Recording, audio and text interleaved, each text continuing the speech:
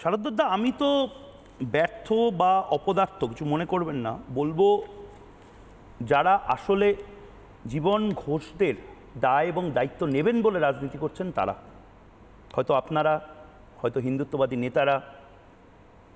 আমাদের দেশে একটা মডেল আমরা নিজেরা তৈরি করেছিলাম এই ক্রাউড ফান্ডিং কথা বলার অনেক আগে। আমি আবারও বলছি, রাম মন্দির আন্দোলন প্রয়োজন ছিল নাকি তখন সরকারের টাকা? আজ পর্যন্ত কোনো আরএসএস এর, বিশ্ব হিন্দু পরিষদের কেউ বলেছে রাম মন্দিরের জন্য, একটা গ্রিল বানানোর জন্য, একটা ইট কেনার জন্য সরকারকে টাকা দিতে হবে?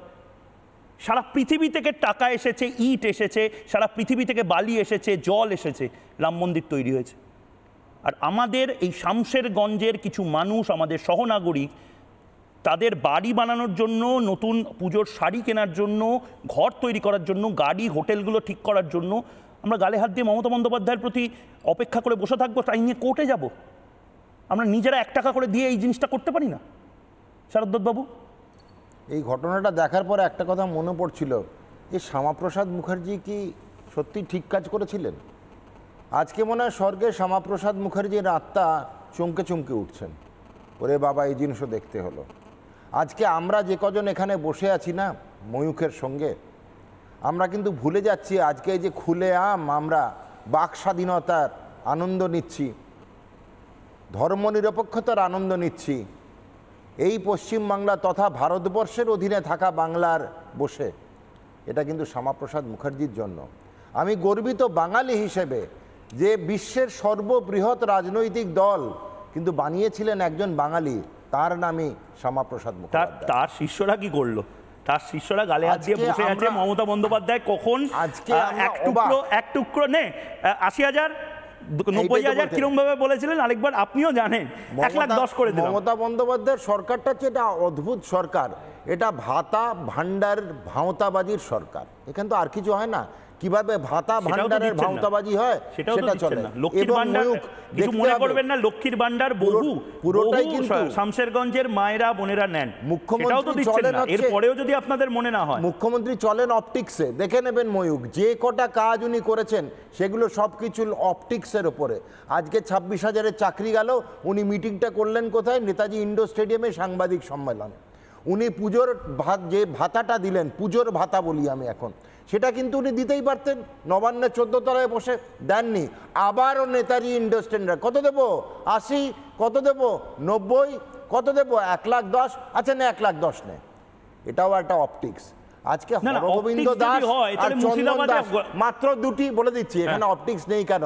চন্দন দাস, হরগোবিন্দ দাস, জীবনবাবু যার কথাগুলো আমরা শুনলাম, তারা প্রথমত হিন্দু ভোটের ওপর উনি নির্ভরশীল নন। উনি নির্ভরশীল যাদের ভোটের ওপর, তাদেরকে নিয়ে উনি যতবার পারবেন উনি অপটিক্স করবেন। উনি রেড ফোর্টের, আমাদের রেড রোডের সামনে দাঁড়িয়ে নামাজ পড়বেন, আবারও কান ঢেকে 3-4 বার ওঠবোস করে হাত খুলে নামাজের না বুঝে। আমি বলবো মমতা বন্দ্যোপাধ্যায় কারুর নন, উনি না সনাতনীদের, উনি না মুসলমানদের, সেটা এখন আমাদের দেশের মুসলমানরা বোঝেনি। না, এটা তাদের এই জীবন ঘোষ হতো এক মিনিট, এই জীবন ঘোষের নাম যদি জীবন আলী হতো তাহলে কি আপনি প্রতিবাদ করতেন না? না, বলে দিই, মমতা ব্যানার্জি প্রতিবাদটা কে করেছিল? উনি জানেন তামান্না খাতুনের নামটা কি? তাহলে আজকে হিন্দু কেন? মমতা বন্দ্যোপাধ্যায় কি বলছেন? তামান্না খাতুনকে কিসের জন্য মারা হয়েছিল? সিপিএম করার জন্য। হ্যাঁ, তাহলে আজকে মমতা আর হরগোবিন্দ দাসকে কিসের জন্য মারা হয়েছিল? সিপিএম করার জন্য। না, আমি এটা জানি না। আমি হরগোবিন্দ দাসদেরকে কিসের জন্য মারা হয়েছিল? দেবাশিস দা, হরগোবিন্দ দাসকে কিসের জন্য মারা হয়েছিল? আমি পিসিআর কে বল, আমরা যদি বারবার এটাকে হিন্দু মুসলিমে নিয়ে যাই, আমরা কি বলছি? বাড়ির লোক বলছে, কি বলছেন?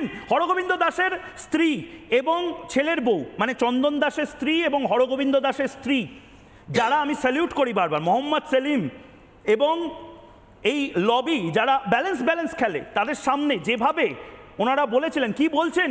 ধরে ধরে হিন্দু ডেকে মেরে দিয়ে চলে গেছিল, আর ওনারা ব্যালেন্স করছেন। আরে হরগোবিন্দ কি, যে উদ্দেশ্যটা একটাই, যে এই লোকগুলো যাতে মানুষগুলো যাতে পুনর্বাসন পায়, তাতে মানুষগুলো জীবন ঘোষ আপনাদের দিতে হবে না, আলিমুদ্দিন স্ট্রিটকে দিতে হবে না। না, আমি বলছি জীবন ব্যবস্থা হয়ে যাবে।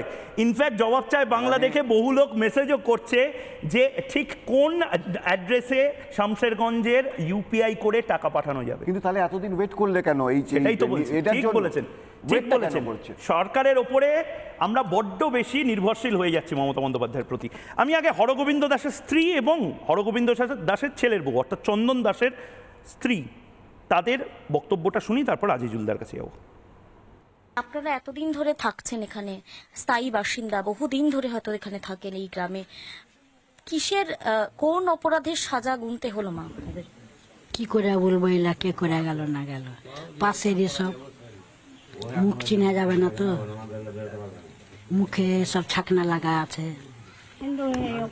হ্যাঁ হ্যাঁ হ্যাঁ, আমাদের হিন্দু হয়ে অপরাধ, আমাদেরকে মুসলমান হয়ে যেতে হবে, শাখা সেদের ভেঙে দিতে হবে, ওদের স্লোগান দিতে হবে, এইলা বলছে সব। নানা ধরনের কন্টেন্ট দেখার জন্য লাইক করুন, শেয়ার করুন আমাদের ফেসবুক পেজ, সাবস্ক্রাইব করুন আমাদের ইউটিউব চ্যানেল। পাশাপাশি অন্যান্য ব্রেকিং নিউজের জন্য অবশ্যই চোখ রাখুন রিপাবলিক বাংলায়।